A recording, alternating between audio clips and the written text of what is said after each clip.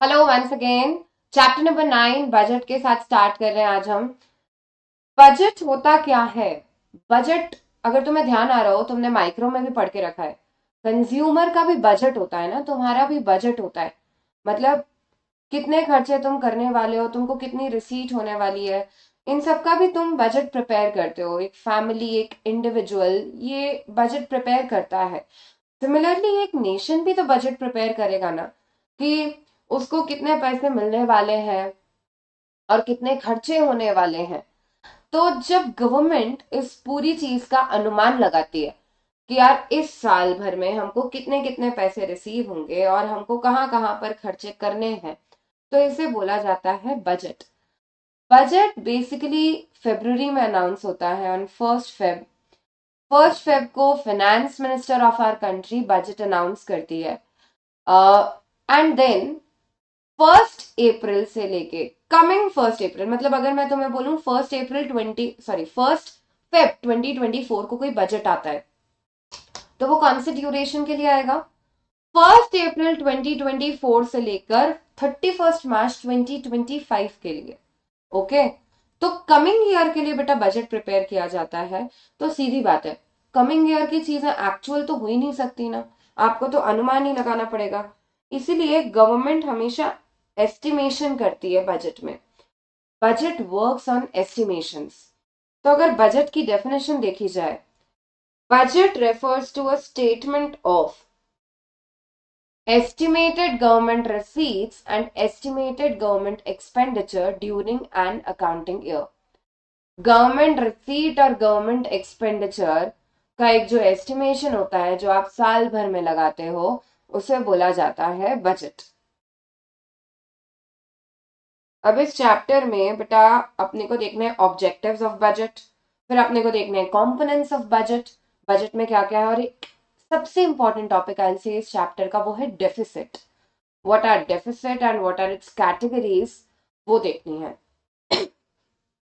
Now listen, sorry, objectives of budget वाला जो question है ना, जैसा मैंने तुम्हें बताया था बैंकिंग वाले चैप्टर में, सेंट्रल बैंक के फंक्शंस, सेंट्रल बैंक के फंक्शंस वाला जो टॉपिक है, उसमें मैंने तुम्हें बताया था कि जनरली ना 3 से 4 नंबर में आता है कि explain the following functions of central bank, और कोई भी 2 पॉइंट्स तुमको दे दिए जाएंगे। ओके, सिमिलरली यहां पर भी ऑब्जेक्टिव्स क्या है बजट के, उसमें तुमको देके रखेंगे explain the following objectives of budget. कोई भी 2 या 3 पॉइंट्स तुमको दे देंगे और तुम्हें उसको एक्सप्लेन करना होगा। तो याद ये रखना है बेटा कि जो भी पॉइंट्स हैं उनमें तुम्हें एक्सप्लेनेशन पता होना चाहिए। Okay, it is very important to know the explanation of the points. ठीक है, क्योंकि पॉइंट हो सकता है तुम्हें क्वेश्चन खुद ही देगा। ये क्वेश्चन जनरली ऑल्टरनेट अटेम्प्ट में आता ही है, हर दूसरे अटेम्प्ट में दिखेगा तुम्हें। Objectives of government budget of comes, ये 3 से 4 नंबर का क्वेश्चन बनेगा। अब यार बजट क्यों बनाती है गवर्नमेंट, को क्या करना है बजट बनाकर? मतलब हर साल फाइनेंस मिनिस्टर अनाउंस करता है कि यार इस टाइम पे हमको ये रिसीट होगी और अगले साल हम ये खर्चे प्लान कर रहे हैं। Why all this exercise, why तुम्हें लगता है कि बजट बनाना इंपॉर्टेंट है किसी भी कंट्री के लिए? सबसे पहला कारण है हाई इकोनॉमिक या जीडीपी ग्रोथ। बेटा जीडीपी मतलब क्या? जीडीपी मतलब आपकी नेशनल इनकम सॉर्ट ऑफ। और नेशनल इनकम मतलब क्या? आपके देश में टोटल कितना प्रोडक्शन हुआ है, that is basically your GDP. GDP आपका तब बढ़ता है जब प्रोडक्शन बढ़ता है। Now listen, high GDP growth budget से कैसे होगी? बजट में कितनी बार गवर्नमेंट खर्चे करती है ऑन इंफ्रास्ट्रक्चर डेवलपमेंट। इंफ्रास्ट्रक्चर पे अगर खर्चे होते हैं, मतलब कहीं की रोड बन रही है, कोई ऐसा बैकवर्ड एरिया की रोड्स बन रही हैं, वहां पे कम्युनिकेशन फैसिलिटी आ रही है, वहां पे इलेक्ट्रिसिटी आ रही है, ये सारी चीजों पे अगर खर्चा होता है, तो डोंट यू फील बेटा एज अ प्रोड्यूसर तुम कौन से एरिया में काम करना पसंद करोगे? जहाँ पे बिजली नहीं है, जहाँ पे पानी नहीं है, जहाँ पे रोड्स नहीं है ढंग की, ऐसी जगह पे तुम अपनी फैक्ट्री खोलते हो क्या? नहीं खोलते हो। तुम कैसी जगह पे अपनी फैक्ट्री खोलते हो? जहाँ पे तुम्हें ये सारी फैसिलिटीज मिले। गवर्नमेंट अपने बजट के थ्रू इंफ्रा डेवलप करती है, और अगर वो इंफ्रास्ट्रक्चर डेवलप करेगी, रोड्स, ब्रिजेस, कनेक्टिविटी अच्छी है, कम्युनिकेशन अच्छा है, ट्रांसपोर्टेशन अच्छा है, तो ऐसी सिचुएशन में प्रोड्यूसर्स ऐसे एरियाज में भी इंडस्ट्रीज खोलेंगे। अगर प्रोड्यूसर्स अपनी इंडस्ट्रीज खोलेंगे तो प्रोडक्शन बढ़ेगा, प्रोडक्शन बढ़ेगा तो एम्प्लॉयमेंट बढ़ेगा, एम्प्लॉयमेंट बढ़ेगा तो लोगों की इनकम बढ़ेगी, इनकम बढ़ेगी तो डिमांड बढ़ेगी, डिमांड बढ़ेगी तो फिर से इन्वेस्टमेंट्स बढ़ेंगे। इन्वेस्टमेंट मतलब क्या? इकोनॉमिक्स में इन्वेस्टमेंट का मतलब है प्रोड्यूसर द्वारा प्लांट एंड मशीन खरीदना, ठीक है। इट इज नॉट गोल्ड खरीद के रख लिया लॉकर में ना, that is not investment in economics. Investment in economics means जहां पे आपने प्लांट एंड मशीन खरीदा है, ठीक है, for the purpose of production you are going to use it. Now coming back to this one यार, क्या बताया मैंने? हाई इकोनॉमिक या जीडीपी ग्रोथ की होगी, ज्यादा इंफ्रास्ट्रक्चर पे खर्चा होगा तो इन्वेस्टमेंट बढ़ेंगे, आपकी कंट्री में इन्वेस्टमेंट ज्यादा तो प्रोडक्शन ज्यादा, प्रोडक्शन ज्यादा तो लोगों का एम्प्लॉयमेंट लेवल ज्यादा, इनकम ज्यादा और डिमांड भी ज्यादा, ठीक है। Coming on to next second, ये सारी चीजें बेटा यहाँ कंटेंट में तुम्हें दे के रखी है, जितना तुम्हें एग्जाम में लिखना है वो सब ऑलरेडी इसमें देकर रखा है, ठीक है, कुछ भी एडिशनल नहीं है, जितना लिखा है ना उतना लिख के आना है, okay. Now coming on to second point, second कारण क्या है बजट प्रिपेयर करने का, that is balanced regional growth. What is meant by balanced regional growth? Imbalanced growth क्या होगी? मतलब एक रीजन में डेवलपमेंट है दूसरे में कम है। बजट के थ्रू बैलेंस्ड रीजनल डेवलपमेंट कैसे होता है? इसमें इंपॉर्टेंट, बजट के थ्रू गवर्नमेंट जनरली अनाउंस करती है एसईजेड। एसईजेड का फुल फॉर्म है स्पेशल इकोनॉमिक जोन। बट ऐसे बहुत सारे एरियाज हैं जिनको गवर्नमेंट अनाउंस कर देती है, जिनमें गवर्नमेंट डेवलपमेंट चाहती है, ठीक है। और अगर उनमें गवर्नमेंट चाहती है development, but development is directly related to industrialisation का प्रोसेस, आई से जितना ज्यादा इंडस्ट्रियलाइजेशन होता है उतना ही उस एरिया का ग्रोथ होने लग जाएगा, उसका डेवलपमेंट होने लग जाएगा, गवर्नमेंट को कुछ ज्यादा एफर्ट लगाने ही नहीं पड़ेंगे। इसलिए गवर्नमेंट क्या चाहती है, ऑटोमेटिकली कोई इंडस्ट्री खुलेगी, वो लोगों को एम्प्लॉयमेंट देगी, लोग एम्प्लॉयड होंगे तो लोगों की इनकम ज्यादा होगी, इनकम ज्यादा होगी तो उनका स्टैंडर्ड ऑफ लिविंग बेटर होता जाएगा, ओके। तो this is the main target कि यार लोगों को काम मिलना चाहिए, और काम जनरली देती है इंडस्ट्रीज। गवर्नमेंट एसईजेड अनाउंस करती है कि यार ये पर्टिकुलर एरिया से, for example Jamshedpur is SEZ, okay. अगर ये पर्टिकुलर एरिया, कोई पर्टिकुलर एरिया को एसईजेड अनाउंस कर दिया जाता है, जैसे कोई एरिया एसईजेड अनाउंस होगा तो वहां पे टैक्स हॉलीडेज मिलेंगे, that is a special economic zone. वहां पे आपको बहुत सारी छूट देती है यार गवर्नमेंट, कि अगर आप अपनी इंडस्ट्री इस एरिया में खोलोगे तो आपको टैक्स में छूट मिलेगी, आपको वाटर बिल पे कंसेशन मिलेगा, आपको इलेक्ट्रिसिटी बिल पे कंसेशन मिलेगा, आपको टैक्स हॉलीडे मिलेंगे, 10 साल तक आपको टैक्स देना ही नहीं है, ओके। अगर ये सारे बेनिफिट्स गवर्नमेंट देगी तो ऑटोमेटिकली कोई भी प्रोड्यूसर इंटरेस्टेड होगा उस पर्टिकुलर एरिया में अपनी फैक्ट्री खोलने में। अगर वो फैक्ट्री खोलेगा तो ऑटोमेटिकली उस एरिया का डेवलपमेंट स्टार्ट हो जाएगा, वहां पे लोगों को एम्प्लॉयमेंट मिलेगा, लोगों की इनकम बढ़ेगी, उनकी डिमांड बढ़ेगी, उनकी स्टैंडर्ड ऑफ लिविंग बढ़ेगी, तो ऑटोमेटिकली बैलेंस्ड रीजनल डेवलपमेंट होगा। जो एरिया बैकवर्ड भी है उसका भी ग्रोथ एंड डेवलपमेंट स्टार्ट हो जाएगा। कमिंग ऑन टू नेक्स्ट, तीसरा कारण क्या है बजट प्रिपेयर करने का, वो है एलोकेशन ऑफ रिसोर्स। एलोकेशन मतलब होता है बांटना या डिस्ट्रीब्यूट करना, रिसोर्स को बांटना या डिस्ट्रीब्यूट करना। बजट के थ्रू गवर्नमेंट रिसोर्सेज बांटती है, डिस्ट्रीब्यूट करती है। कैसे? इमेजिन करो अगर कोई इकोनॉमी केवल कैपिटलिस्ट इकोनॉमी है जहां पे तुम्हारे मेरे जैसे केवल प्राइवेट इंडिविजुअल्स हैं, अगर हम सब सिर्फ प्राइवेट इंडिविजुअल्स ही प्रोडक्शन कर रहे हैं तो सीधी बात है यार, हम जैसे लोग केवल प्रॉफिट के लिए ही प्रोडक्शन करते हैं, ठीक है। तो we want produce public goods. Public goods वो गुड्स होते हैं जैसे डिफेंस है, ऐसी सारी चीजें जो लोगों के वेलफेयर के लिए अच्छी हैं, ओके। तो वो सारी चीजें हम प्रोड्यूस ही नहीं करेंगे क्योंकि हमको उसमें मुनाफा नहीं दिखता। अल्टीमेटली गवर्नमेंट का इन्वॉल्वमेंट होना इसलिए जरूरी है क्योंकि गवर्नमेंट ऐसी चीजों में बजट के थ्रू रिसोर्स एलोकेट करती है। बजट में बताया क्या जाता है कि यार हमारा इतने करोड़ का बजट है, से फॉर एग्जाम्पल 10 लाख करोड़ का, है ना, और हम अपना ये पैसा लगाएंगे रेलवे पे, रोड पे, इंडस्ट्रीज में, एग्रीकल्चर में, यही बताती है गवर्नमेंट। तो बजट बेसिकली बनाया जाता है ये बताने के लिए कि गवर्नमेंट पैसे कहाँ कहाँ लगाने वाली है। गवर्नमेंट अपने बजट के थ्रू पैसे अलोकेट करती है ऑन पब्लिक गुड्स ऑल्सो, ऐसी सारी चीजें हैं जो लोगों के वेलफेयर के लिए चाहिए। तो that is one of the third reasons, you know, that is third reason for preparing a budget. क्या है वो? Allocation of resource. आपको प्रॉपर रिसोर्स अलोकेशन करने के लिए बजट प्रिपेयर करना चाहिए। Redistribution of income and wealth. Redistribution of income and wealth का क्या मतलब है? गवर्नमेंट अपने बजट के थ्रू टैक्स और सब्सिडी की पॉलिसी इंट्रोड्यूस करती है। टैक्स और सब्सिडी की पॉलिसी अगर वो इंट्रोड्यूस करेगी तो ऐसे सिचुएशन में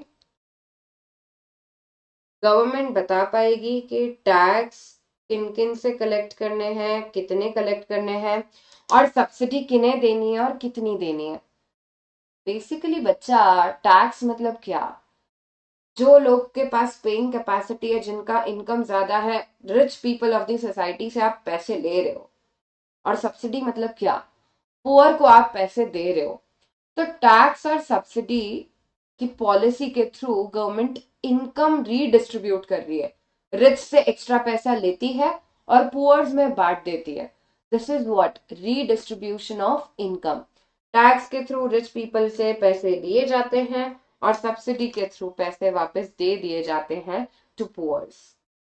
next is employment generation, employment opportunities. Government अपने बजट के थ्रू बहुत सारे पॉवर्टी एलिविएशन प्रोग्राम्स लाती है, और इन पॉवर्टी एलिविएशन प्रोग्राम्स के थ्रू डिसाइड होता है कि किस तरह की स्कीम्स आ रही है टू एलिविएट पॉवर्टी। पॉवर्टी कम करने के लिए मनरेगा, जैसा Mahatma Gandhi national rural employment guarantee act या स्कीम, ये स्कीम मिनिमम 100 दिन का एम्प्लॉयमेंट प्रोवाइड करती है। इसके थ्रू गवर्नमेंट फिर से एम्प्लॉयमेंट जनरेट करने की कोशिश कर रही है। ये सारी चीजें गवर्नमेंट अपने बजट में इंट्रोड्यूस करती है कि ये सारी स्कीम्स का कितना बजट है, इसलिए बजट रेलेवेंट हो जाता है।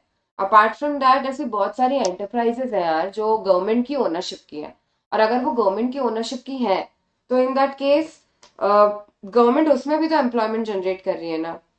तो अगर गवर्नमेंट उसमें भी एम्प्लॉयमेंट अपॉर्चुनिटी जनरेट करती है तो ऐसी सिचुएशन, मतलब they plan for a better higher production, तो एम्प्लॉयमेंट जनरेट होगा, और इस तरह से भी गवर्नमेंट कंट्रीब्यूट करती है in employment opportunities. Next is economic stability. Stability कैसे रखती है गवर्नमेंट? बैंकिंग में देख चुके हो तुम, पढ़ चुके हो अच्छे से। Government maintain stability by government receipts and government expenditure.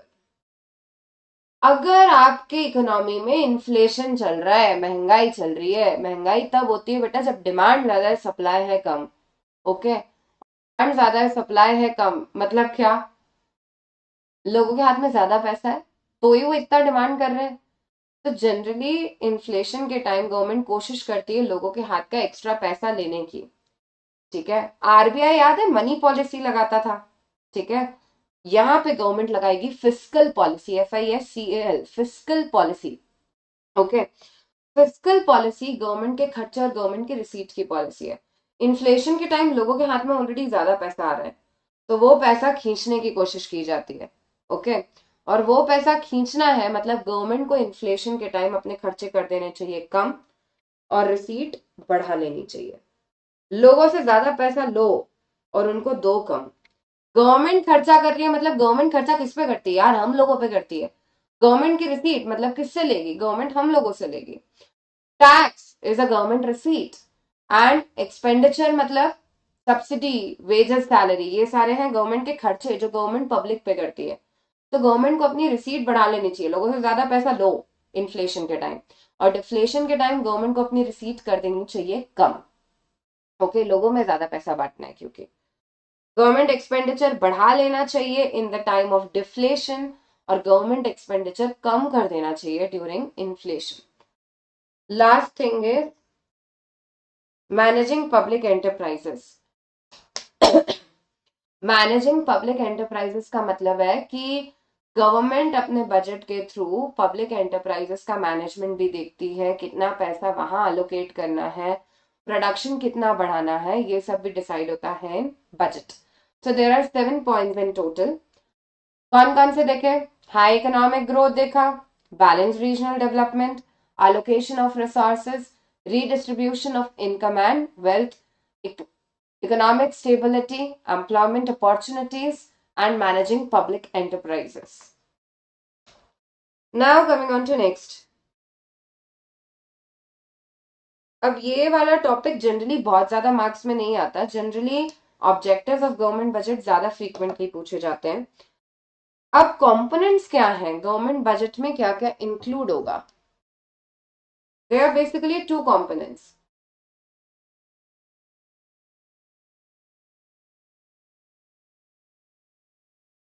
सबसे पहला है बजट रिसीट और दूसरा है बजट एक्सपेंडिचर।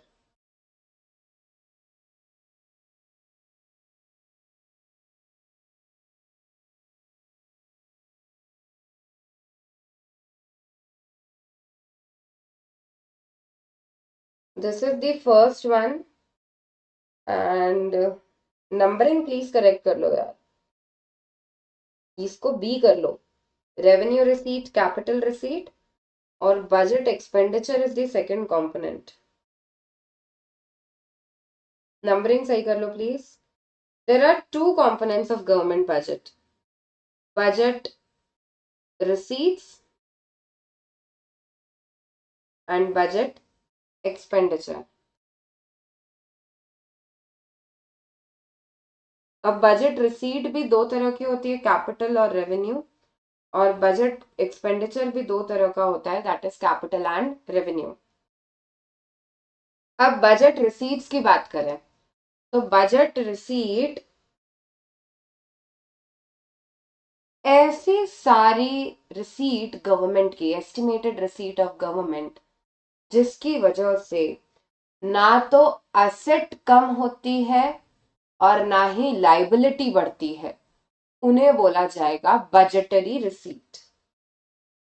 सॉरी, उन्हें बोला जाएगा revenue receipt, not budgetary receipt. All the receipts of government from revenue and capital sources, पहले मैं रिसीट बता देती हूँ, वो सारी रिसीट गवर्नमेंट की, भले रेवेन्यू सोर्स से हो या कैपिटल सोर्स से हो, सारा एस्टिमेटेड पैसा जो गवर्नमेंट रिसीव करने वाली है वो बजटरी रिसीट कहलाती है। और सारा एस्टिमेटेड पैसा जो गवर्नमेंट खर्च करने वाली है वो बजटरी एक्सपेंडिचर कहलाता है। बजटरी रिसीट जो है, it refers to receipt of government from all the sources during a financial year, during an accounting year. और अब ये 2 कैटेगरी की हो सकती है, one is capital, another one is revenue. एक है कैपिटल रिसीट और दूसरी है रेवेन्यू रिसीट। ओके, अब बजटरी रिसीट जो है, सबसे पहले उस पे आते हैं रेवेन्यू रिसीट पर। पहली कैटेगरी बजटरी रिसीट की है रेवेन्यू रिसीट। रेवेन्यू रिसीट का मैं मीनिंग बता चुकी थी अभी तुम्हें, कि ऐसी सारी रिसीट बेटा जिसकी वजह से ना तो कोई लाइबिलिटी बढ़ रही है और ना ही कोई एसेट कम हो रही है, which doesn't increase liability and does not reduce asset of government, ऐसी सारी रिसीट को बोला जाएगा रेवेन्यू रिसीट। ये लाइबिलिटी ना ही बढ़ाएगी और ना ही एसेट कम करेगी ऑफ गवर्नमेंट, उसे बोला जाता है रेवेन्यू रिसीट। अब बेटा इसका मैं एग्जाम्पल देती हूँ तुम्हें। अगर मैं तुम्हें बोलूं कि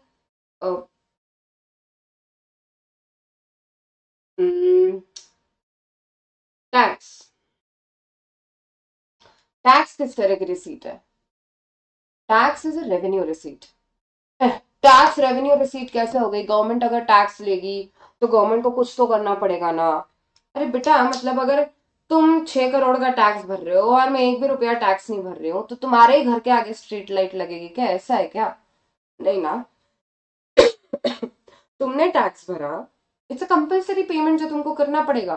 तुम्हारी इनकम ज्यादा है, तुमको देना पड़ेगा। तुमने गुड्स खरीदे हैं, तुमको देना पड़ेगा। ओके, गवर्नमेंट की कोई लाइबिलिटी नहीं हो गई है कि तुमसे अगर टैक्स लिया है तो तुम्हारे लिए कुछ अच्छा करना है। ऐसा कुछ भी नहीं है बेटा, इट्स अ कंपलसरी पेमेंट जो तुमको मुझे सबको करना पड़ता है। ओके, तो tax is a revenue receipt. लेकिन बोरोइंग, सबसे पहली चीज तुमको ये समझ आनी चाहिए कि गवर्नमेंट कुछ ले रही है। ओके, टैक्स हो, बोरोइंग हो, सब में गवर्नमेंट कुछ लेगी। ओके, अगर बोरोइंग गवर्नमेंट ले रही है तो सोचो ना, बोरोइंग ली तो इट्स अ रिसीट, है ना। रिसीट है, ये तो समझ आ गया। अब अपने को क्लासिफाई करना है कि कैपिटल है कि रेवेन्यू। क्या बोरोइंग लेने की वजह से कोई एसेट कम हो गई? नहीं। क्या बोरोइंग लेने की वजह से कोई लाइबिलिटी बढ़ गई? हाँ, लाइबिलिटी बढ़ गई आपकी, क्योंकि बोरोइंग आपने उधारी ली है किसी भी देश से, तो आपको चुकाना तो पड़ेगा ना। ओके, और या पब्लिक से भी लिए गवर्नमेंट ने उधार, तो चुकाना तो पड़ेगा। तो it increases liability of government. तो बेटा फिर it is not a revenue receipt, borrowing is a capital receipt, it is not revenue receipt. तो ऐसी सारी रिसीट्स जिसकी वजह से लाइबिलिटी ना बढ़े और जिसकी वजह से खर्चे, सॉरी, एसेट कम ना हो, उसे बोला जाता है रेवेन्यू रिसीट। अब आते हैं रेवेन्यू रिसीट की फर्दर कैटेगरीज पे। रेवेन्यू रिसीट में पहला टाइप है that is tax receipt. Tax मैंने अभी तुमको बताया यार, इट्स अ कंपलसरी पेमेंट जो हम जैसे लोगों को, मतलब हाउस होल्ड सेक्टर को या प्रोड्यूसर सेक्टर को करना पड़ता है। किसको? गवर्नमेंट सेक्टर को, गवर्नमेंट को करना पड़ता है। ठीक है, अब इसमें अलग अलग कैटेगरीज हैं। सबसे पहला है direct and indirect tax. Direct tax क्या होता है? डायरेक्ट टैक्स वो होता है जिसमें बर्डन भी उसी पर्सन पे आ रहा है और पेमेंट भी उसी पर्सन को करना है, तो that is a direct tax. Income tax, कमाई मेरी है ना, मेरी कमाई पे टैक्स लग रहा है, मैं ही जाके उसको भर रही हूं ना, बेटा डायरेक्ट टैक्स है। लेकिन जीएसटी अगर तुम लो, GST is an indirect tax, क्योंकि इंसिडेंस कहीं और है और बर्डन किसी और पे है। पे किसी और को करना है, बर्डन किसी और पे शिफ्ट हो रहा है। मतलब से फॉर एग्जाम्पल तुम कोई रेस्टोरेंट में गए, 100 रुपए का बिल बना और 10 रुपए जीएसटी के नाम पे लगे। तुमने रेस्टोरेंट में कितने पे किए? 110 रुपए। रेस्टोरेंट वाला 110 रुपए अपने पास तो रखेगा नहीं। वो क्या करता है? वो 10 रुपए गवर्नमेंट के खाते में डालता है और 100 रुपए खुद के पास रखता है। ठीक है, तो ऑफ कोर्स अगर वो अगर वो 100 रुपए खुद के पास रख रहा है और 10 रुपए गवर्नमेंट के खाते में डालता है, तो ऐसी सिचुएशन में बेटा पेमेंट कौन कर रहा है? रेस्टोरेंट वाला। और पेमेंट लिया किससे है? तुम लोगों से जो रेस्टोरेंट में गए थे। ठीक है, मतलब बेटा final burden is on you as consumer. लेकिन तुम्हारे बिहाफ पे पे करेगा गवर्नमेंट को कौन? रेस्टोरेंट वाला। क्यों? क्योंकि बेटा वो मीडिएटर है, गवर्नमेंट ने उसको जवाबदारी दी है कि तू कलेक्ट करके हमको दे। ओके, तो जब बर्डन सेम पर्सन पे होता है जिस जो पे कर रहा है, तो that is a direct tax. Direct tax के एग्जाम्पल हो सकते हैं income tax, corporation tax, wealth tax. Corporation tax मतलब कॉर्पोरेट्स के प्रॉफिट पे जो टैक्स लगता है उसको कॉर्पोरेशन टैक्स बोलेंगे। और फिर आता है इनडायरेक्ट टैक्स। इनडायरेक्ट टैक्स क्या होता है? जीएसटी, कस्टम ड्यूटी, ये सारे इनडायरेक्ट टैक्स हैं। पेमेंट कोई और करता है, बर्डन लेकिन किसी और पे आ रहा है। तुम पे बर्डन आ रहा था पिज्जा के जीएसटी का, पेमेंट हालांकि वो शॉपकीपर ही करेगा। टैक्स रिसीट की एक और कैटेगरी है बेटा, एक हमने देखा डायरेक्ट एंड डायरेक्ट टैक्स, दूसरा है progressive and regressive tax. Progressive tax किसे बोलते हैं? जैसे जैसे आपकी इनकम बढ़ेगी, आपका टैक्स अगर बढ़ते जा रहा है, तो ऐसे टैक्स को बोला जाता है प्रोग्रेसिव टैक्स। रिग्रेसिव किसे बोलेंगे? जिस स्पीड से आपकी इनकम बढ़ी है उस प्रपोर्शन से वो टैक्स नहीं बढ़ा, ऐसे टैक्स को बोलेंगे रिग्रेसिव टैक्स। ऐसा होता भी है क्या मैम? होता है बेटा, जीएसटी एग्जाम्पल है। इनडायरेक्ट टैक्स जितने भी होते हैं जनरली वो इसका एग्जाम्पल होते हैं। क्यों? क्योंकि सीधी बात है यार, बिस्किट के पैकेट पे अगर 2 रुपए का जीएसटी लगा है, वो बिस्किट का पैकेट कोई रिच ही रिच पर्सन खरीदे, उसको भी 2 ही रुपए देने। और कोई पावर्टी स्ट्रिकन पर्सन खरीदे, बिलो पावर्टी लाइन पर्सन खरीदे, तो उसको भी 2 रुपए टैक्स भरना ही है। मतलब इमेजिन करो यार, कोई करोड़पति भी 2 ही रुपए दे रहा है और कोई पुअर पर्सन भी 2 ही रुपए दे रहा है, तो then it is difference, right? ये डिस्पैरिटी हो गई। उसकी पुअर पर्सन की इनकम के मुकाबले आपने उससे बहुत ज्यादा परसेंटेज में टैक्स ले लिया है। ऐसे टैक्स को रिग्रेसिव बोलते हैं। प्रपोर्शनेट बेसिस पे जो ज्यादा हो जाता है उसे रिग्रेसिव बोलेंगे। और प्रोग्रेसिव कौन सा होता है? प्रोग्रेसिव मतलब जितनी ज्यादा आपकी इनकम है, आपकी इनकम बढ़ती जाएगी तो टैक्स बढ़ता जाएगा। Income tax is a progressive tax. Generally जितने भी डायरेक्ट टैक्सेस होते हैं वो प्रोग्रेसिव होते हैं in nature. Coming on to third category of tax, that is VAT and specific tax. VAT I think तुम सभी को पता है, VAT is value added tax. जितना वैल्यू ऐड होते जाता है उस पे जो टैक्स लगता है उसे वैट बोला जाता है। और I will give you an example also. दो सेलर्स हैं, सेलर ए सेलर बी। सेलर ए ने 100 रुपए का गुड बनाया, उस पर 10 रुपए जीएसटी कलेक्ट किया, 110 रुपए में बी को दे दिया। ठीक है। सेलर बी जो है उसने 110 रुपए में जो गुड खरीदा है, बेसिकली उसमें 100 रुपए का तो वो गुड है और 10 रुपए का जीएसटी है। तो यहाँ पे अपन ने 10% का रेट माना था, यहाँ पे मैं मान लेती हूँ 10% का ही रेट है। 100 रुपए का जो उसने आइटम खरीदा है और 10 रुपए उस पर जीएसटी दे चुका है बी।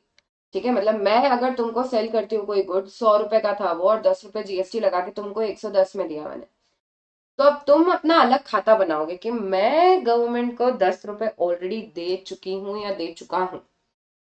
ठीक है, ये गवर्नमेंट की गुल्लक में ऑलरेडी 10 रुपए हैं। ठीक है। अब तुमने से फॉर एग्जाम्पल ये जो 100 रुपए का गुड खरीदा था, इसमें 50 रुपए बढ़ाए तुम्हारे प्रॉफिट के नाम पर। 150 रुपए में अब ये गुड बेचोगे तुम मार्केट में। तो बेटा अब 150 पे 10% मतलब कितना? 15 रुपए। तो तुम कस्टमर से कितना लोगे? 165। 165 तुम कस्टमर से कलेक्ट तो करोगे बेटा। अब गवर्नमेंट के हिस्से में क्या जा रहा है? तुमने कस्टमर से 15 रुपए गवर्नमेंट के नाम पे कलेक्ट किया, जिसमें से तुम 10 रुपए, ये जो तुम्हारी एक गुल्लक पड़ी थी उसमें ऑलरेडी तुम गवर्नमेंट को दे चुके हो।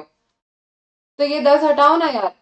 15 रुपए तुमने तुम्हारे कस्टमर से कलेक्ट किए कि ये हमको गवर्नमेंट को देना है, और उसमें से तुम 10 रुपए ऑलरेडी अपने सप्लायर को दे चुके हो, मुझे दे चुके हो जीएसटी के नाम पर, तो तुम उसका डिडक्शन मांगोगे। 5 रुपए विल बी द एक्स्ट्रा पैसा जो तुम गवर्नमेंट को दोगे। ओके बेटा, वैट का मतलब होता है वैल्यू एडेड टैक्स। बेसिकली 50 रुपए का एडिशन हुआ था तुम्हारी तरफ से प्रॉफिट के नाम पे, उसका भी 10% कर लेते तो कितना हो जाता? 5 रुपए। तुमको गवर्नमेंट को केवल इतना ही टैक्स भरना है, जितना वैल्यू ऐड हुआ है ना, केवल उतना ही टैक्स अगर तुमको भरना है, तो ऐसा होता है value added tax. This is value added tax. Now coming on to next category, specific tax. यार स्पेसिफिक टैक्स क्या होता है? स्पेसिफिक टैक्स यूनिट के बेसिस पे, वजन के बेसिस पे लगता है, on the basis of weight, on the basis of units of a commodity specific tax लगाया जाता है। टैक्स की 3 कैटेगरी देख ली हमने, direct, indirect, progressive, regressive and VAT and specific tax. Coming on to next one, non tax receipt. Non tax receipt क्या होती है? ऐसी रिसीट जो टैक्स के अलावा दूसरे सोर्सेस से हो रही है। अब ये रेवेन्यू रिसीट की सेकंड कैटेगरी है बेटा।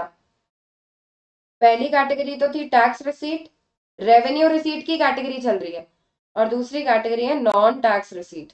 नॉन टैक्स रिसीट में सबसे पहला आता है फीस। गवर्नमेंट अगर तुमको कुछ सर्विस देती है और उसके बदले में तुमसे पैसे चार्ज करती है, तो उसे बोला जाता है फीस। जैसे बर्थ सर्टिफिकेट इशू करना, डेथ सर्टिफिकेट इशू करना, लाइसेंस फी, ये सारी फी है। Government has given services against this. Okay. दूसरा है पेनल्टी, फाइन। जो भी जब भी तुमने सिग्नल तोड़े हैं तो तुमको पेनल्टी लगती है, तुमको फाइन लगाया जाता है। लॉ ब्रेकर, जो भी लॉ तोड़ेंगे उन पे कुछ फाइन इम्पोज किया जाएगा, उसे बोला जाता है फाइन। उन पे कुछ पेनल्टी इम्पोज की जाएगी, दैट इज फाइन। एस्चीट, ये नया टर्म है यार तुम लोगों के लिए। एस्चीट मतलब कोई भी ऐसी प्रॉपर्टी है जो बिना कोई लीगल हायर के है, ठीक है, कोई प्रॉपर्टी जिसको अब आगे कैरी ऑन करने के लिए आगे के हायर्स है ही नहीं, कोई अगली जनरेशन ही नहीं है, तो वो प्रॉपर्टी अगर गवर्नमेंट रख लेती है और गवर्नमेंट उससे कुछ रेवेन्यू जनरेट करती है, कुछ पैसे जनरेट करती है, तो उसे बोला जाता है escheat. Income from property without a legal heir is known as escheat. अगला है स्पेशल असेसमेंट। स्पेशल असेसमेंट क्या होता है? स्पेशल असेसमेंट इज बेसिकली कोई भी डेवलपमेंट एक्टिविटी हुई है गवर्नमेंट की, तुम्हारे एरिया में गवर्नमेंट रोड बनवा रही है, उसकी वजह से अगर तुम्हारे एरिया की प्रॉपर्टी के रेट्स बढ़ गए, तुम्हारी प्रॉपर्टी के रेट्स बढ़ गए, और गवर्नमेंट तुमसे कुछ पैसा लेती है उसके नाम पर, तो वो कहलाता है स्पेशल असेसमेंट। स्पेशल असेसमेंट मतलब गवर्नमेंट की डेवलपमेंटल एक्टिविटी की वजह से अगर तुम्हारी प्रॉपर्टी के रेट्स बढ़ते हैं और गवर्नमेंट उसमें से मनी कुछ डिराइव करती है, तुमसे कुछ पैसे लेती है, तो वो कहलाता है special assessment. Income from public enterprise. Public enterprise से जो भी पैसा मिलता है, मतलब यार बेसिकली गवर्नमेंट के ओनरशिप की अगर कोई भी एंटरप्राइज है, उससे जो भी पैसा या प्रॉफिट वो कमाते हैं, तो वो बेसिकली होगा इनकम फ्रॉम पब्लिक एंटरप्राइज, और वो भी जाएगा रेवेन्यू रिसीट में गवर्नमेंट की, क्योंकि कोई लाइबिलिटी क्रिएट नहीं हो रही यार इन सब रिसीट में। Cell of spectrum licence, 2G 3G 4G 5G, ये सब स्पेक्ट्रम लाइसेंस गवर्नमेंट सेल करती है टेलीकॉम ऑपरेटर्स को, राइट। तो ऐसी सिचुएशन में जो भी इनसे भी रिसीट होती है गवर्नमेंट की, that is also revenue receipt. Grant या डोनेशन, गवर्नमेंट को कुछ भी ग्रांट मिला है, कोई भी डोनेशन मिला है बाहर की कंट्रीज से, और वो ग्रांट या डोनेशन आपको रिटर्न नहीं करना होता, और अगर वो आपको रिटर्न नहीं करना होता तो सीधी बात है लाइबिलिटी क्रिएट नहीं हुई, और इसलिए इसे रेवेन्यू रिसीट में डाला गया है। Next one is four feature. Four feature का मतलब अकाउंट्स वालों को तो पता होगा। फोर फीचर मतलब acquiring any kind of property. आप ऐसा क्यों करोगे, आप कोई प्रॉपर्टी सीज क्यों कर लोगे, छीन क्यों लोगे, ले क्यों लोगे? क्योंकि शायद कोई कॉन्ट्रैक्ट ब्रीच हुआ है, जो भी। यार कभी मतलब बैंक से तुम लोन लेते हो और तुम वो लोन का इंस्टॉलमेंट नहीं भर पा रहे हो, तो बैंक वाले भी तुम्हारी प्रॉपर्टी जब्त करेंगे ना। फोर फीचर का मतलब जब्त करना ही होता है। आपकी कोई प्रॉपर्टी थी, आप कोई कॉन्ट्रैक्ट में थे और आप वो कॉन्ट्रैक्ट पूरा नहीं कर पा रहे हो, तो अब आपकी प्रॉपर्टी ले ली जाएगी, स्नैच कर ली जाएगी। गवर्नमेंट भी ऐसा करती है, और अगर गवर्नमेंट आपकी प्रॉपर्टी ले लेती है तो in that case it is four feature, और उससे जो भी इनकम होगी that is a revenue receipt. I told you बेटा, ये कैपिटल रिसीट का नंबर बदलना है, इसको टू मत करना यार, इसको बी करो। रेवेन्यू रिसीट ए नंबर था अपना, आ गया ये रहा। रेवेन्यू रिसीट ए था ना, कैपिटल रिसीट स्मॉल बी करो यार।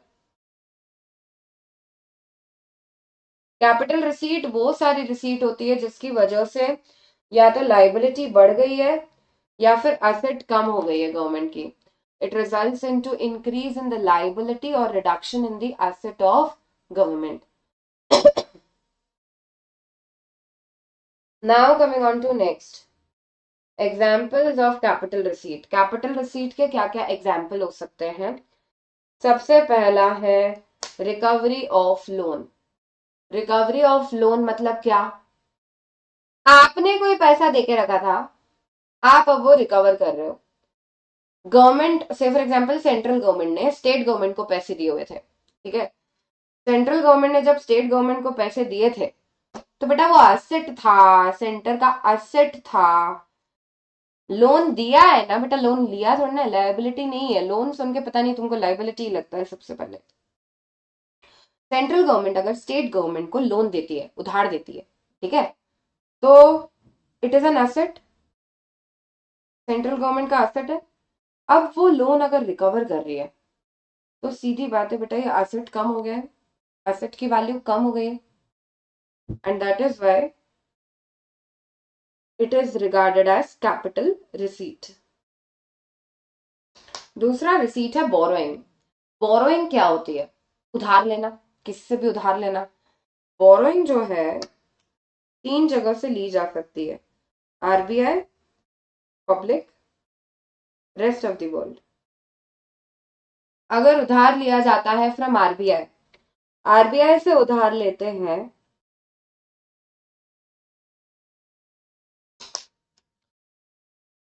तो बेटा बोरोइंग अगर ली है, लाइबिलिटी बढ़ेगी। आरबीआई से उधार लेने वाली प्रोसेस को कुछ बोलते हैं, अगर तुम्हें याद आ रहा है तो, अपन ने बैंकिंग में पढ़ के रखा था, डेफिसिट फाइनेंसिंग बोलते हैं बेटा उसे।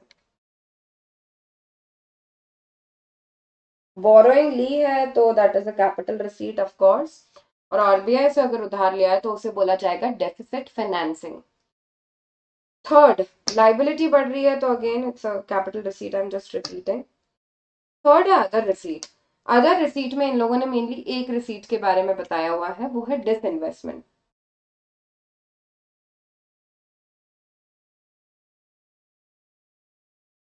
Now what is meant bye disinvestment? Disinvestment, investment समझते हो, पैसे लगाना इन्वेस्टमेंट है, पैसे निकालना क्या होगा? डिसइन्वेस्टमेंट। तो अगर गवर्नमेंट की ओनरशिप के कुछ शेयर्स थे, कोई कंपनी में उनकी ओनरशिप थी, अब गवर्नमेंट वो पैसे बाहर निकालती है। गवर्नमेंट जब वो पैसे बाहर निकालती है तो उसे बोला जाता है डिसइन्वेस्ट कर रही है गवर्नमेंट। गवर्नमेंट अगर डिसइन्वेस्ट करती है, गवर्नमेंट जब पैसे लगा रही थी तो असेट बढ़ रहा था गवर्नमेंट के बैलेंस शीट में, और गवर्नमेंट जब पैसे निकाल रही है तो असेट कम हो रहा है। एसेट का कम होना मतलब किस तरह की रिसीट हुई है? It will be a capital receipt again. तो सेकेंड कैटेगरी ऑफ रिसीट भी हो गई है कैपिटल रिसीट। कैपिटल रिसीट में हमने देखा बोरोइंग होती है, रिकवरी ऑफ लोन होता है, और मेनली डिसइन्वेस्टमेंट होता है। रेवेन्यू रिसीट में ढेर सारी कैटेगरीज हैं, फाइन है, फीस है, एसचीट है, स्पेशल असेसमेंट है, income from sale of spectrum है, इनकम फ्रॉम पब्लिक एंटरप्राइजेज है, सेल ग्रांट या डोनेशन है, एंड 4 फीचर है। 8 पॉइंट्स देखे total in revenue and 3 points देखे इन कैपिटल। अब बेटा बजट का ही पहला कंपोनेंट हम खत्म कर चुके हैं। बजट के पहले कंपोनेंट में, मतलब बजट अगर तुम देखोगे ब्रॉडर प्रोस्पेक्ट में, तो बजटरी रिसीट और बजटरी एक्सपेंडिचर। बजटरी रिसीट दो तरह की हो सकती है, रेवेन्यू हो सकती है और कैपिटल हो सकती है। रेवेन्यू रिसीट दो तरह की हो सकती है, टैक्स रिसीट और non tax receipt.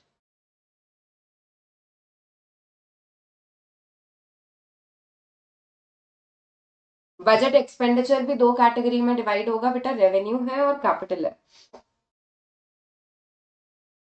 Now coming on to next category, budget expenditure. इसको पॉइंट नंबर 2 कर देना, ठीक है, सेकंड कंपोनेंट है।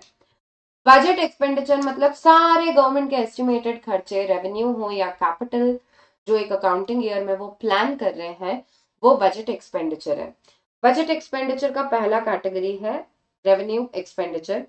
ऐसे सारे खर्चे जिनकी वजह से कोई एसेट नहीं बढ़ा, एसेट नहीं बढ़ा और लाइबिलिटी नहीं कम हुई, वो होते हैं बजट के खर्चे, रेवेन्यू खर्चे। ओके, इसके एग्जाम्पल ही देके रखे हैं बस तुम लोगों की बुक्स में, तो बस वही याद रखना है। मतलब let me give you some example, मैं तुमको कैपिटल एक्सपेंडिचर का भी मीनिंग बता देती हूँ। ऐसे सारे खर्चे जिनकी वजह से या तो एसेट बढ़ गया या फिर लाइबिलिटी कम हो गई, वो सारे खर्चे कराएंगे कैपिटल खर्चे। अगर मैं बोलूं इंटरेस्ट का पेमेंट, इंटरेस्ट का पेमेंट बेटा, लोन पे जो इंटरेस्ट लगता है ना उसका पेमेंट, इंटरेस्ट का पेमेंट विल बी रेवेन्यू खर्चा। Okay, it is a revenue expense. अगर मैं बोलूं सब्सिडी दी गवर्नमेंट ने, सब्सिडी की वजह से कोई एसेट बढ़ गई क्या तुम्हारी? नहीं। कोई लाइबिलिटी कम हो गई? नहीं। तो दैट इज ऑल्सो रेवेन्यू खर्चा। लेकिन अगर मैं बोलूं कि प्लांट या मशीन खरीदा है गवर्नमेंट ने, डैम्स, रोड्स, ब्रिजेस कंस्ट्रक्ट करवाएं। तो ये खर्चे कैसे हैं? ऐसे सारे खर्चे जिनकी वजह से गवर्नमेंट की एसेट बढ़ती है, और अगर गवर्नमेंट की एसेट बढ़ रही है तो सीधी बात है it will be capital expenditure. Plant, machine, land, building, ये सब बनवाना is a capital expenditure. Loan अगर गवर्नमेंट देती है, सेंट्रल गवर्नमेंट ने स्टेट गवर्नमेंट को लोन दे दिया, खर्चा हुआ ना बेटा, आउटफ्लो तो हुआ ना, लोन दिया है ना, खर्चा है, लेकिन कौन से नेचर का खर्चा है? कैपिटल नेचर का, क्योंकि इसकी वजह से गवर्नमेंट की एसेट बढ़ रही है। उसने लोन दिया है बेटा, लिया नहीं है। ओके। डिफेंस का खर्चा, डिफेंस इक्विपमेंट खरीदने का खर्चा, याद रखना बेटा, रेवेन्यू में इसलिए क्लासिफाई किया जाता है क्योंकि 70% of defence expenditure is mainly on training. बहुत सारे टैंक्स डिस्ट्रॉय हो जाती है, राइफल्स खराब हो जाती है, ट्रेन आपको करना होता है ना सोल्जर्स को। तो ऐसी सिचुएशन में डिफेंस का 70% खर्चा तो उसी साल P&L में भेज देते हैं वो लोग। ओके। अब डिफेंस इक्विपमेंट समझते हैं लोग कि बच्चे समझते हैं प्लांट एंड मशीनरी खरीदना हुआ, ना बेटा, वो प्लांट एंड मशीन आप यूज ही नहीं कर पाओगे ना बहुत ज्यादा, you will have to just train, वो आप यूज कर रहे हो सिर्फ ट्रेनिंग के लिए और वो यूं ही खराब हो जाती है मैक्सिमम चीजें। 70% डिफेंस का खर्चा क्योंकि रेवेन्यू में क्लासिफाई किया जाता है, इसलिए यहाँ पर भी डिफेंस परचेज में हम रेवेन्यू में क्लासिफाई कर रहे हैं। गवर्नमेंट कुछ वेजेस एंड सैलरी बांटती है अगर उनके ऑफिशियल्स को, पुलिस ऑफिशियल्स को, तो ये वेजेस एंड सैलरी का खर्चा जो है वो भी रेवेन्यू एक्सपेंस माना जाता है। Now coming on to second category, मतलब नेक्स्ट कैटेगरी आई से, ये अलग हेडिंग है। Okay, plan and non plan expenditure. Planned expenditure क्या होता है? प्लान्ड एक्सपेंडिचर ऐसा खर्चा जो आपके प्रोग्राम्स का, पॉलिसीज का पार्ट रह चुका है। It is a part of programmes and policies of government, या फिर it is a kind of assistance given by central government to state government. कोई हेल्प है जो सेंट्रल गवर्नमेंट अगर स्टेट गवर्नमेंट को दे रही है तो वो भी प्लान खर्चों में आएगा। ओके। नॉन प्लान खर्चे क्या है? नॉन प्लान खर्चे वो सारे खर्चे होते हैं जो या तो not a part of programmes, these are not a part of programmes of government, ये तो इजी है, and these are not a kind of assistance given by central government to state government. पूरा मीनिंग केवल उल्टा किया हुआ है। Okay. अब ये बात ध्यान रखना, अगर कोई हॉस्पिटल कंस्ट्रक्ट हो रहा है, हॉस्पिटल के कंस्ट्रक्शन तक का जो खर्चा होता है वो प्लान्ड खर्चे में जाता है। जब तक वो हॉस्पिटल पूरा बन नहीं जाता उस पर जो भी खर्चा है वो प्लान खर्चा है, और उसके बाद उस हॉस्पिटल पे रिपेयर्स मेंटेनेंस लगते हैं, उसको केवल मेंटेन करके रखना है, तो ये सारा खर्चा नॉन प्लान्ड खर्चे में जाता है। Where it moves to non planned expenditure. Okay, यहाँ पे सब देकर रखा है तुम्हें, ठीक है। देखो यार, प्लान्ड एंड नॉन प्लान्ड से बेटर कैटेगरी है रेवेन्यू और कैपिटल, और आज की तारीख में रेवेन्यू और कैपिटल वाली कैटेगरी ही चलती है। Now coming on to this, government budget, budget की रिसीट, बजट के खर्चे, रेवेन्यू, कैपिटल, यहाँ पर भी प्लान्ड एंड नॉन प्लान्ड, और उसके बाद टैक्स और नॉन टैक्स। ठीक है। Now coming on to very important topic. बेटा जितनी भी चीजें हमने अभी पढ़ी ना, उनमें ऑब्जेक्टिव ही सबसे इंपॉर्टेंट चीज थी, और उसके बाद ये अगली चीज सबसे इंपॉर्टेंट आ रही है। इसमें से तो बेटा 6 मार्क्स तक का क्वेश्चन बन सकता है एग्जाम में। Deficit, budgetary deficit. डेफिसिट नाम से समझ आ रहा है, बजट के खर्चे ज्यादा है या बजट की रिसीट ज्यादा है? गवर्नमेंट तुमसे ले ज्यादा रही है, तुमको दे ज्यादा रही है? बजट का डेफिसिट है बेटा, डेफिसिट। गवर्नमेंट खर्चे ज्यादा प्लान कर रही है और गवर्नमेंट की रिसीट है कम। जब गवर्नमेंट ज्यादा खर्चे प्लान करती है और गवर्नमेंट की रिसीट होती है कम, तो उसे बोला जाता है डेफिसिट का सिचुएशन। अब बेटा 3 सिचुएशन हो सकती है। अगर बजट की रिसीट ज्यादा है, बजट के खर्चे हैं कम, तो उसे सरप्लस बजट बोलते हैं। बजट के खर्चे ज्यादा है और रिसीट है कम, तो उसे डेफिसिट बजट बोलते हैं। अगर ये दोनों बराबर है, तो इसे बोला जाता है बैलेंस्ड बजट। क्या बोलते हैं इसे? Balanced budget.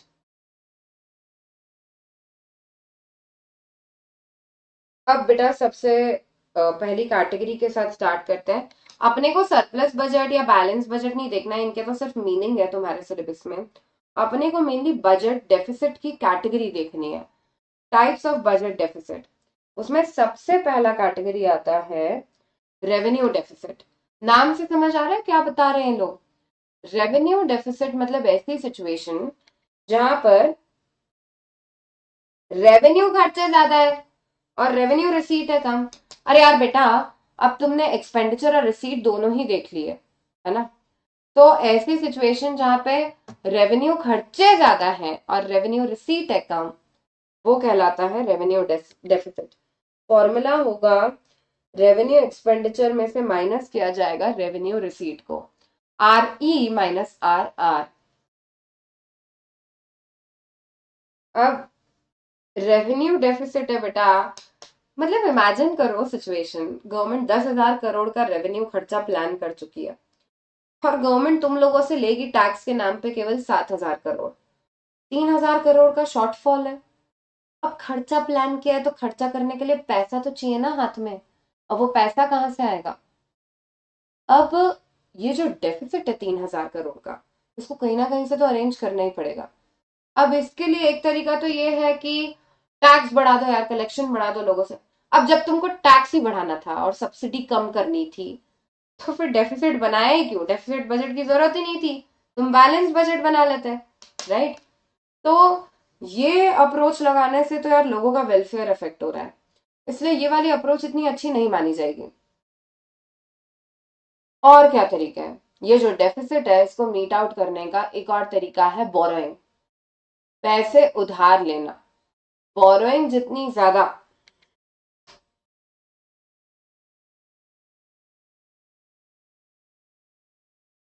खर्चे उतने ज्यादा कर सकते हैं गवर्नमेंट। ओके। अब बोरोइंग हमेशा 3 सोर्स से आती है बेटा, या तो आरबीआई या पब्लिक या फिर रेस्ट ऑफ द वर्ल्ड। इन तीनों से गवर्नमेंट उधार ले सकती है। ओके। तो सबसे पहला तरीका है, अगर ये खर्चे आपको करने हैं, रेवेन्यू डेफिसिट जो है आपका वो आपको पूरा करना है, तो आप उधार लो। और दूसरा तरीका हो सकता है कि अब ये डेफिसिट के लिए पैसे कहां से लाए गवर्नमेंट? डिसइन्वेस्टमेंट करो। डिसइन्वेस्टमेंट का मतलब तुम्हें ऑलरेडी पता है, सेल करो shares. Sell shares in of public sector enterprises to private sector enterprises, उसे बोला जाता है डिसइन्वेस्टमेंट। अगर गवर्नमेंट के ओनरशिप की कोई कंपनी है, उसके अगर वो शेयर्स बेचेगी, तो वो शेयर्स दे रही है और गवर्नमेंट को रिटर्न में मिल रहे हैं पैसे। This is the way government पैसा अरेंज कर सकती है। तो रेवेन्यू डेफिसिट को मीट करने के केवल दो ही तरीके हैं, या तो बोरोइंग्स बढ़ा दी जाए या डिसइन्वेस्टमेंट्स कम कर दिए जाए। सेकेंड तरह का डेफिसिट है फिस्कल डेफिसिट। फिस्कल डेफिसिट क्या होता है? टोटल खर्चे जब ज्यादा है और टोटल रिसीट है कम, तो उसे बोला जाता है फिस्कल डेफिसिट। फिस्कल डेफिसिट मतलब total expenditure are more than total receipt other than in the form of borrowing. का क्या मतलब है? मैं बताती हूँ। टोटल खर्चे दो तरह के होते हैं, रेवेन्यू और कैपिटल। टोटल रिसीट भी दो तरह की होती है, रेवेन्यू और कैपिटल। फिर ये अदर देन बोरोइंग क्यों बोलते हैं बार बार? अब सुनो, 10,000 करोड़ का गवर्नमेंट का बजट है, टोटल टोटल खर्चा। 7,000 करोड़ की गवर्नमेंट की रिसीट प्लान है, टोटल रिसीट। 3,000 करोड़ का शॉर्टफॉल है। अब ये 3,000 करोड़ का जो शॉर्टफॉल है, कहीं ना कहीं से तो पैसे लाने पड़ेंगे, तो ही तो खर्चे होंगे। ओके। अब अगर ये जो 3,000 करोड़ का शॉर्टफॉल है, गवर्नमेंट सोचती है कि गवर्नमेंट बोरो कर लेती है पैसा 3,000 करोड़ का, है ना? उधार ले लेगी तो डोंट यू फील बेटा, कैपिटल रिसीट बढ़ गई। कैपिटल रिसीट बढ़ गई तो ऑटोमेटिकली बैलेंस्ड बजट ही हो जाएगा हर बार। हर बार तुम्हारा बजट बैलेंस आउट हो जाएगा। खर्चे अगर ज्यादा है, रिसीट है कम, जैसे ही तुम उधार लोगे वापस से रिसीट बढ़ जाएगी and you will move towards a balanced budget. Okay, तो डेफिसिट तो कभी आएगा ही नहीं इस हिसाब से, क्योंकि बोरोइंग हो गई तो रिसीट हो गई और there is no deficit at all. Now listen, अगर बोरोइंग नहीं ऐड की जाए तो ही हमको सही पिक्चर समझ आती है। डेफिसिट का मतलब ही बेसिकली है कि आपको कितना उधार लेना पड़ रहा है लोगों से अपने खर्चे मैनेज करने के लिए। ओके, तो फिस्कल डेफिसिट कैलकुलेट करने का एक और तरीका होता है, fiscal deficit is exactly equal to borrowings of a nation. आपका इतना डेफिसिट है। Okay, I hope I am clear. 10,000 crore का खर्चा, 7,000 करोड़ की रिसीट, ये एक्स्ट्रा खर्चा करने के लिए आपको कहीं से तो पैसा लेना पड़ेगा ना। जैसे ही आप पैसे लोगे तो वो कैपिटल रिसीट है ना यार, उधार ले लिया, तो फिर से ये दोनों बराबर हो जाएंगे। इसलिए आपको कैपिटल और रेवेन्यू रिसीट में बोरोइंग को हटाना पड़ता है, other than borrowing. Total receipt में just minus out the borrowings, नहीं तो हमेशा ही बैलेंस बजट बनेगा। अब इसके इम्प्लीकेशंस क्या है? सबसे पहला बेटा, अगर आपके देश में फिस्कल डेफिसिट है, it is not a very good situation. ठीक है, फिस्कल डेफिसिट हमारा टारगेट है कि हमको ओवर द टाइम कम करते जाना है, क्योंकि जितना ज्यादा आपने उधार लेके रखा है बर्डन आगे की जनरेशन पे तो पड़ ही रहा है ना, उधार किसी ना किसी को तो चुकाना ही है। सबसे पहला प्रॉब्लम है इन्फ्लेशनरी स्पाइरल। अगर डेफिसिट था, गवर्नमेंट 3 जगह से उधार ले सकती है, आरबीआई है, पब्लिक है, रेस्ट ऑफ द वर्ल्ड। अगर गवर्नमेंट ने आरबीआई के पास बोल दिया कि भाई हमको उधार चाहिए, तो आरबीआई नोट छापना शुरू करेगी। ये तो अब तुम्हें पता है कि आरबीआई नोट छापती है। अगर आरबीआई नोट प्रिंटिंग शुरू करेगी तो डोंट यू फील पूरी इकोनॉमी में बहुत ज्यादा पैसा आ जाएगा। पूरी इकोनॉमी में ज्यादा पैसा मतलब ओवरऑल डिमांड बढ़ जाएगी। डिमांड बढ़ जाएगी तो प्राइसेस चीजों की बढ़ जाएगी।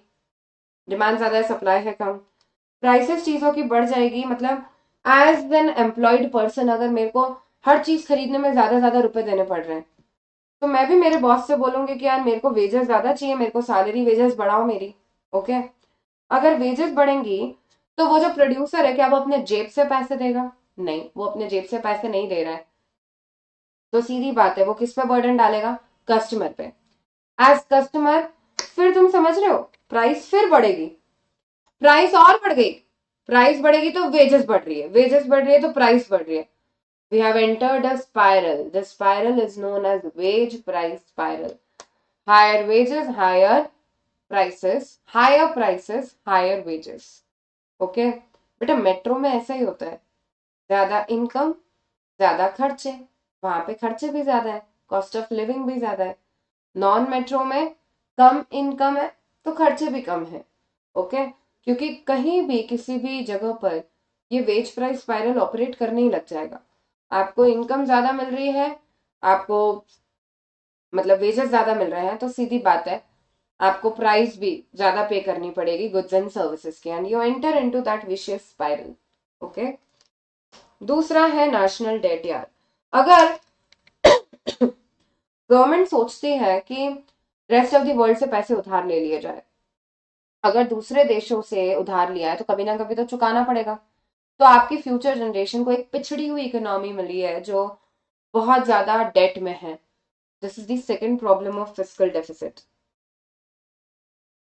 Third problem, vicious circle of high fiscal deficit and low GDP. बात समझो यार, आप एक खतरनाक सर्कल में एंटर कर चुके हो, सॉरी, जहां पे क्योंकि फिस्कल डेफिसिट ज्यादा है इसलिए जीडीपी है कम, और क्योंकि जीडीपी है कम इसलिए फिस्कल डेफिसिट ज्यादा है। अब समझो, अगर फिस्कल डेफिसिट बढ़ जाता है, मतलब सीधी बात है यार गवर्नमेंट ने उधार बहुत ज्यादा लेके रखा है, और गवर्नमेंट अगर बहुत ज्यादा उधार लेके रखती है तो इन दैट सिचुएशन गवर्नमेंट को कम पैसे बचेंगे ना इंफ्रास्ट्रक्चर पे लगाने के लिए। एक्सक्यूज मी, इंफ्रा पे खर्च करने के लिए कम पैसे हैं गवर्नमेंट के पास। Okay, apart from that government के पास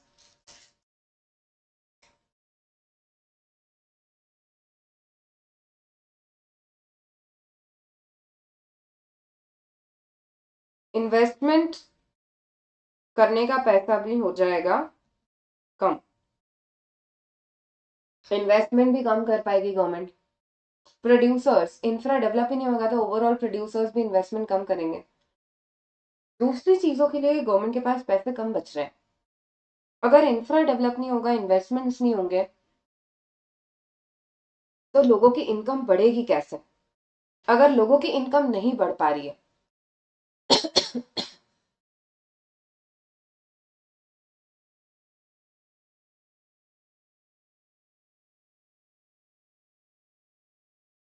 अगर ओवरऑल इकोनॉमी में बेटा इन्वेस्टमेंट कम होंगे तो ऑटोमेटिकली एम्प्लॉयमेंट कम हो जाएगा, प्रोडक्शन कम होगा, और प्रोडक्शन कम, एम्प्लॉयमेंट कम, तो लोगों की इनकम कम हो जाएगी। इनकम अगर कम हो गई मतलब समझ रहे हो, जीडीपी कम हो गया है, तो फिस्कल डेफिसिट अगर ज्यादा होता है तो it results into low GDP of nation, low national income. अगर लो नेशनल इनकम है तो सीधी बात है टैक्स कलेक्शन भी हो गया है कम, और अगर टैक्स कलेक्शन कम हो रहा है तो गवर्नमेंट के खर्चे तो वही बने हुए हैं, रिसीट कम हो रही है, तो फिर डेफिसिट और बढ़ेगा, राइट? तो higher fiscal deficit causes lower GDP and lower GDP causes higher fiscal deficit. ये दोनों एक साथ ही चलते हैं। Now coming on to next, crowding out. Crowding out मतलब क्या? भीड़ बढ़ाना। देखो, तीन सोर्सेस से बोरोइंग ली जा सकती है। आरबीआई से बोरोइंग लेगी अगर गवर्नमेंट, तो सीधी बात है इन्फ्लेशन होगा आपकी इकोनॉमी में। अगर आरबीआई की जगह गवर्नमेंट बोरोइंग लेती है from rest of the world, तो आपका कंट्री डेट में जा रहा है। अगर गवर्नमेंट बोरोइंग लेती है फ्रॉम पब्लिक, तुम्हारे मेरे हम जैसे लोगों से, तो इन दैट सिचुएशन बेटा तुम समझ रहे हो, ओवरऑल मार्केट में पैसा तो लिमिटेड ही है ना यार। लोगों की सेविंग्स इकट्ठे होती हैं और वो मार्केट में आती हैं कि हाँ ये पैसा अवेलेबल है जिसे लोन के फॉर्म में बांटा जा सकता है। अब से फॉर एग्जाम्पल 10,000 करोड़ रुपए इकट्ठा हुए थे मनी मार्केट में या फाइनेंशियल मार्केट में, जो लोन की तरह बांटे जा सकते थे। अब इसमें से अगर 5,000 करोड़ गवर्नमेंट ही लेके बैठ गई है, तो बचे हुए तुम्हारे मेरे जैसे इंडिविजुअल प्रोड्यूसर्स के लिए तो पैसा ही नहीं है। अगर लेंगे भी वो उधार, तो फिर ज्यादा इंटरेस्ट रेट पे मिलेगा। मतलब गवर्नमेंट ने आके भीड़ बढ़ा दी है। तुम्हारे मेरे जैसे प्रोड्यूसर्स जो इंडिविजुअल लेवल पे, प्राइवेट लेवल पे ऑपरेट कर रहे हैं, उनको शायद पैसा फिर मिल नहीं पाएगा। और अगर उनको पैसा नहीं मिल पा रहा है तो प्रॉब्लम ये है कि प्रोडक्शन और कम हो जाएगा इकोनॉमी में, और प्रोडक्शन कम हो गया तो जीडीपी और कम हो जाएगा, क्योंकि गवर्नमेंट ने आके भीड़ बढ़ा दी उस मार्केट में। And last thing is erosion of government credibility. तुम अगर कोई कंपनी में शेयर मार्केट में पैसा लगाते हो तो क्या देखते हो यार कि उसका डेट कितना है। किसी कंपनी ने बहुत ज्यादा उधार लेके रखा है तो तुम खुश हो जाते हो, वाह यार यही कंपनी है, इसमें पैसा लगाना है। नहीं, ऐसा नहीं होता है। उस कंपनी में पैसा लगाया जाता है जिसने जनरली डेट कम लेके रखा हो। सिमिलर चीज यहाँ पर भी है। अगर कोई कंट्री बहुत ज्यादा डेट लेकर बैठी है तो सीधी बात है वी एज इंडिविजुअल्स उस कंपनी में पैसा नहीं लगाना चाहेंगे, ठीक है? और अगर ऐसा है तो उस कंट्री में पैसा नहीं लगाना चाहेंगे, तो यहाँ पर गवर्नमेंट अगर ज्यादा उधारी करके बैठी है, गवर्नमेंट के डेफिसिट ज्यादा है, तो फॉरेन इन्वेस्टर्स भी कम इंटरेस्ट दिखाएंगे हमारी कंट्री में पैसा लगाने के लिए, ठीक है? अगर फॉरेन इन्वेस्टमेंट्स हमारी इकोनॉमी में कम हो जाते हैं तो ऑटोमेटिकली ग्रोथ भी अफेक्ट हो जाएगी हमारी इकोनॉमी की। इन्वेस्टमेंट्स कम है क्योंकि अब मार्केट में। Okay, these are the 5 points कि फिस्कल डेफिसिट के इम्प्लीकेशन क्या है। बेटा ये एग्जाम में आता है, डेफिसिट वाला पूरा topic is extremely important. 5 point बताया मैंने। क्या बताया? सबसे पहला प्रॉब्लम, आरबीआई से उधार लिया है तो it will result into inflationary spiral. अगर पब्लिक से उधार लिया है तो क्राउडिंग आउट। अगर उधार लेकर रखा रेस्ट ऑफ द वर्ल्ड से तो फिर डेटेड, नेशनल इंडेटेडनेस। आप एक विशियस सर्कल में हो जहां पे आपका डेट बढ़ता ही जा रहा है और future generation laggard economy experience कर रही है, पिछड़ी हुई economy. Vicious circle of high fiscal deficit and low GDP and erosion of government credibility. These are the 5 points of implications of fiscal deficit. अब एक और छोटा सा डेफिसिट है, वो है प्राइमरी डेफिसिट। प्राइमरी डेफिसिट क्या होता है? प्राइमरी डेफिसिट का मतलब होता है डिफरेंस बिटवीन फिस्कल डेफिसिट और इंटरेस्ट पेमेंट। ये क्यों कैलकुलेट करता है कोई भी? मतलब जो भी फिस्कल डेफिसिट था, मैं तुमको बोल रही हूँ कि 3,000 करोड़ का उधार लिया है,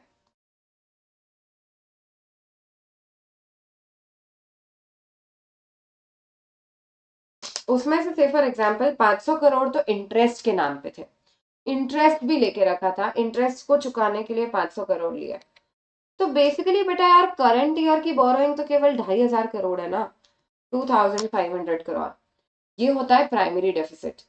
करंट ईयर के खर्चों को मीट करने के लिए आपने कितना पैसा उधार लेके रखा है, बेसिकली अगर आप ये कैलकुलेट करना चाहते हो तो आप प्राइमरी डेफिसिट निकालते हो।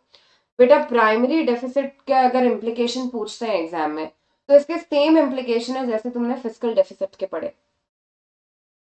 अब बेटा इस क्वेश्चन पे आ जाता है, थोड़े बहुत प्रैक्टिस के लिए न्यूमेरिकल्स देकर रखे हैं, बहुत ज्यादा क्वेश्चन नहीं आते यार इस चैप्टर में से, 1 नंबर का क्वेश्चन जनरली बन सकता है, इतना डिटेल में तो मैंने सिर्फ प्रैक्टिस के लिए देके रखे हैं। इसमें तुमको रेवेन्यू डेफिसिट, फिजिकल डेफिसिट और प्राइमरी डेफिसिट तीनों निकालना है। तुमको देके क्या रखा है देखो, budgetary receipts, BR is budgetary receipt, RE is revenue expenditure, capital receipt, capital expenditure, total receipt देके रखी है 1+3, मतलब रेवेन्यू रिसीट और कैपिटल रिसीट ऐड करके देके रखी है। ओके, और टोटल एक्सपेंडिचर इज 2+4, 2+4, इन दोनों को ऐड करके 0.6 में देके रखा है। बेटा ये दोनों सेम है, इसका क्या मतलब है? कैपिटल रिसीट में बोरोइंग का हिस्सा भी ऑलरेडी इंक्लूडेड है, वो हमको हटाना पड़ेगा। अब बोरोइंग एंड अदर रिसीट्स तुमको वैल्यू देके रखी है इतनी है, रिकवरी ऑफ लोन्स देके रखा है, और इंटरेस्ट पेमेंट का वैल्यू देके रखा है। सबसे पहले रेवेन्यू डेफिसिट कैसे निकालोगे? Revenue expenditure minus revenue receipt formula है। रेवेन्यू एक्सपेंडिचर मतलब कितना बेटा? 1568112, और रेवेन्यू रिसीट मतलब कितना? 1189763।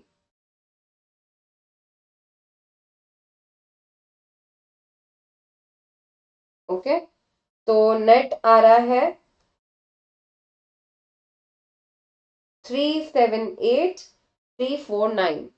ओके, अगर फिजिकल डेफिसिट निकालना है तो टोटल एक्सपेंडिचर, टोटल एक्सपेंडिचर तुमको यहाँ पे पॉइंट नंबर 6 में टोटल देके रखा है 1794892। इसमें से माइनस क्या करोगे?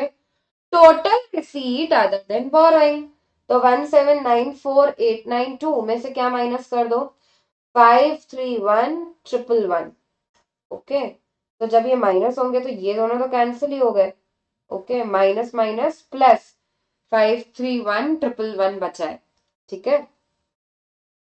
सिंपली ऐसा भी लिख सकते थे यार, physical deficit is equal to borrowing, और ये बोरोइंग का अमाउंट भी लिख दोगे तो भी चल जाएगा। प्राइमरी डेफिसिट, प्राइमरी डेफिसिट निकालना है तो फिजिकल डेफिसिट,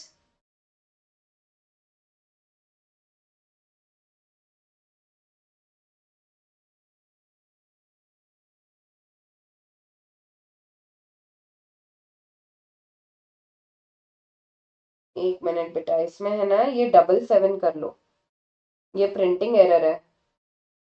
531177 क्वेश्चन में भी कर लो, और ये सोल्यूशन में भी गड़बड़ है।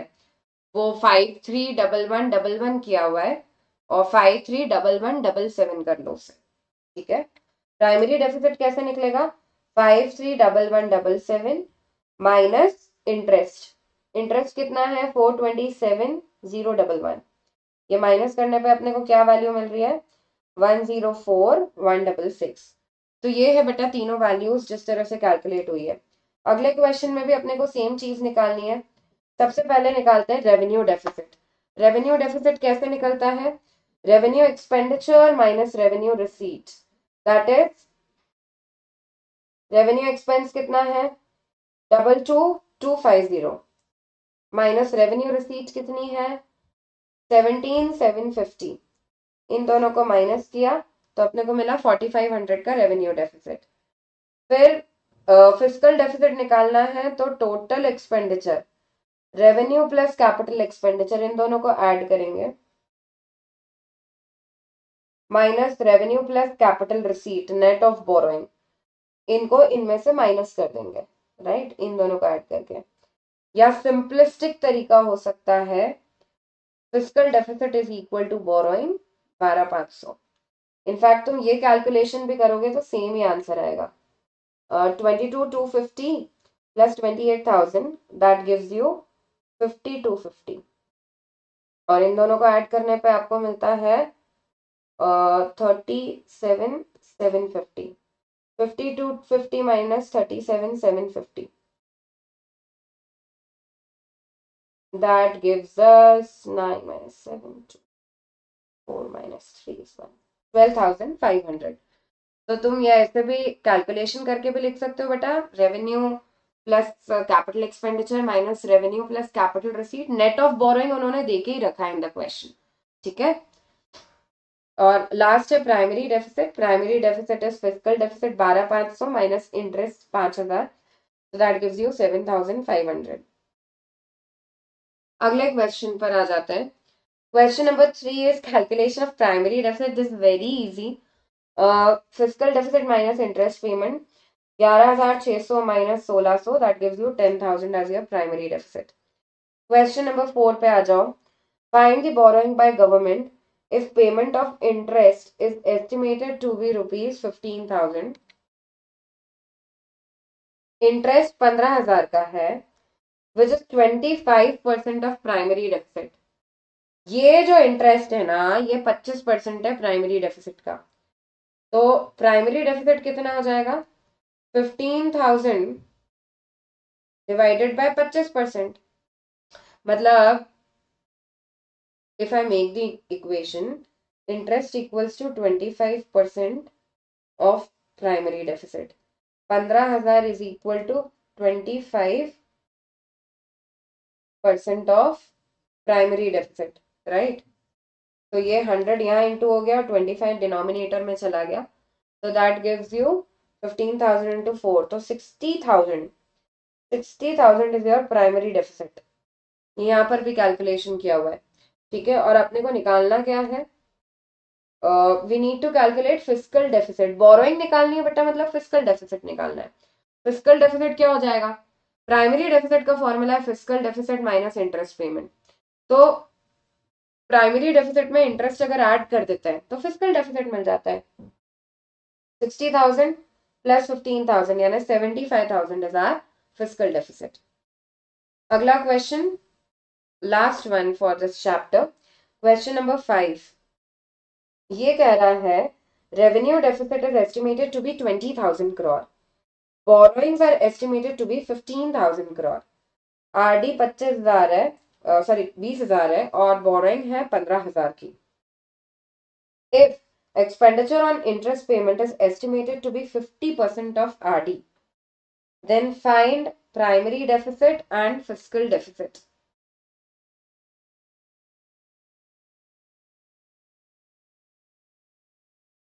फिफ्टी परसेंट, तो इंटरेस्ट कैलकुलेट कर लेते हैं पहले। तो 50% ऑफ रेवेन्यू डेफिसिट 20,000, मतलब 10,000 का तो इंटरेस्ट पेमेंट है। अपने को निकालना है प्राइमरी डेफिसिट और फिस्कल डेफिसिट। फिस्कल डेफिसिट तो बेटा बोरोइंग के बराबर ही होता है, तो 15,000 is your fiscal deficit, okay.